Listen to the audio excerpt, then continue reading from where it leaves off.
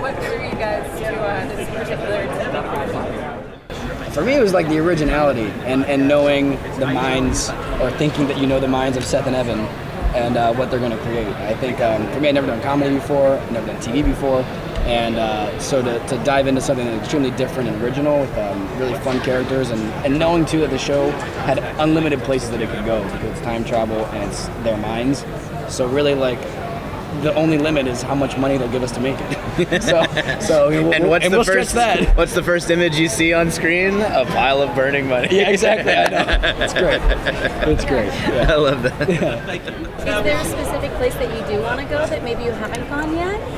Oh man, I think the show can go so many places. I really, and I kind of like just threw it out there today in the Q&A thing. I think it'd be really fun to go to medieval times.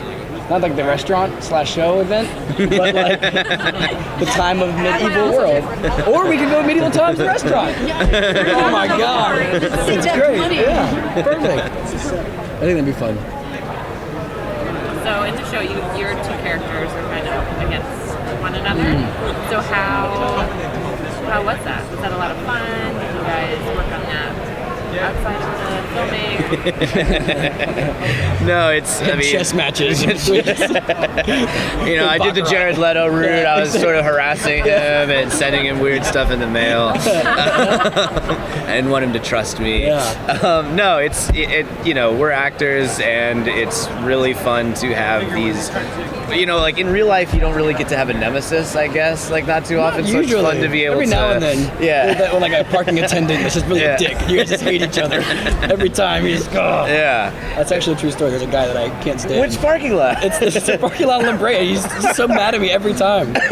It's like if I go to the one shop that the parking lot's designated for, and I like shop there, and then I go across the street, he starts yelling at me. They pay attention to that? Yeah, dude, he's on top of it every time. It's like no, it's fine. I fucking got it. I have a receipt. Whatever. Anyway, so yeah. No, in real life we're cool. It's fun. Yeah. Connect with your character a lot. Yeah, exactly. So what was the most challenging scene if you can talk about it, scene for you guys to collaborate? There is a scene that we have together. I don't know if you might agree or disagree. I can't really give away exactly what was happening, but it's a version of a standoff in an alleyway. Oh, and that was just a challenge. It's a lot of like physical elements. There's like timing of certain things, characters popping in and out of situations, and that was a hard, long day. It was pretty hot too, really, really hot. I was lying with my face on the pavement a lot, and then by 3 in the afternoon, I was like, I think my face is burning. Like on this, we're in this part of downtown LA that looked beautiful for the episode we were shooting, but there's a lot of like grime, and it was really windy and really hot at the same time. We were all just like choking and dying. It worked great for the show though. It creates a weird thing to be an actor, because the like more out of sorts and discombobulated you are sometimes is best for the product. So you're like, oh, I feel terrible, this is gonna be so great. Exactly. I feel so bad right now. I'm sick. This is awesome. I'm so tired and like upset. As actors, how difficult is it to thread the needle on a show like this for tone? Because it's a comedy, it's a series, but at the same time your characters are dealing with the apocalypse and time travel and stakes. Do you play it earnestly or?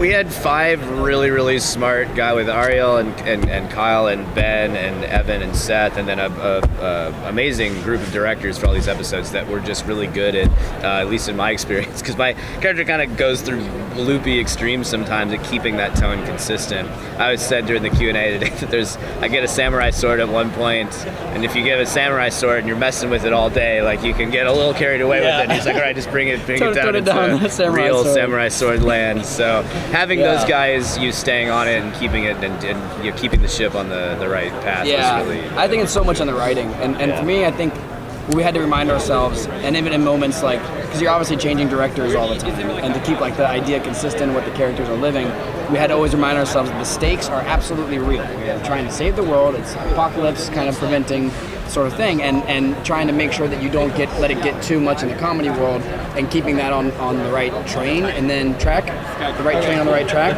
and then boat on the harbor, on the track, boat in the harbor, and so I think it was like kind of reminding yourselves like the stakes are absolutely real.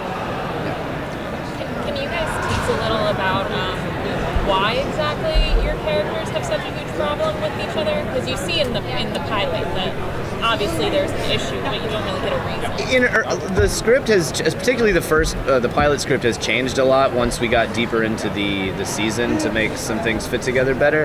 An original draft had us being high school classmates where I had bullied him really badly, and high school was just continuing to do that, but I don't think that works anymore for the plot line of the story. So I think I'm just kind of at least to start, I'm just kind of a mean-spirited person who likes picking on people below his status, and then as time travel shows so wonderfully, a couple weird random twists of fate turn us against each other for no particular reason at all, except wrong place at the wrong time. Yeah, completely. Yeah. So Josh is sort of the voice of what we see as morality in the show, but that's because he hasn't grown up in the middle of a war-torn apocalypse. So there is an argument to be made for the morality, the greater good that Tiger and Wolf experience. So what is it like for him being on his side of the argument, and might his views on it develop as it goes further? Definitely, as the show progresses and we are traveling through time, and I'm witnessing these crazy events happening and whatnot, all the characters have a very fully formed arc, and so it's a mix. It's realizing sometimes the sacrifice that's needed in order for the greater good, and then for Tiger and Wolf, it's about recognizing the humanity that sometimes is needed for the greater good. And overall, what I really like, if you're looking at the big message of this raunchy time travel action comedy, like the overall message I think is about two things. I think it's one, like, what happens when you like lose humanity and like you lose seeing each other as people, and how that can end like this sort of apocalyptic sort of scenario, and how through Josh's like empathy and understanding of people and caring and nonviolence kind of leads them towards a resolution. And then also just about like embracing your own strengths as an individual, and instead of Josh necessarily in 2 episodes becoming like the most badass warrior you've ever seen, he very much sticks to what he knows, and that ends up being his strengths and what can kind of make a difference. When she's in the pilot, she's like, "What are you good at?" I was like, "Say you're good at video games. Yeah, You're good at that." I'm good at being me, Dad. Good at being me. I don't want to play baseball. I want to act. I'm going to go to Juilliard. Life experience, Are you guys gamers in real life? Not really, no. I kind of like got into it a little bit with the show, just so I picked up a couple games, and woke up a few days later realizing that I hadn't slept or eaten. But it's really fun. They're great. My little brother's a pretty big gamer. He was ranked like in the top 5 in the world on this game called Left 4 Dead. Whoa. Like back in the day when that was big. Damn. And now he's in the top 1% of gamers for the game Overwatch. Whew. Yeah. That's crazy. I didn't get that gene. Whatever gene that is, I don't have it. And he gets very angry at me when we try to play games together because I'm not very capable. Yeah. I like bowling. Bowling, darts, beer pong, any kind of like those kind of games. Those are good games. Those are great games. Those are never going to go out of style. They're underrated. Yeah. Look at it again. Guys, I'm so sorry. I got to pull them. Yeah. Thank you guys.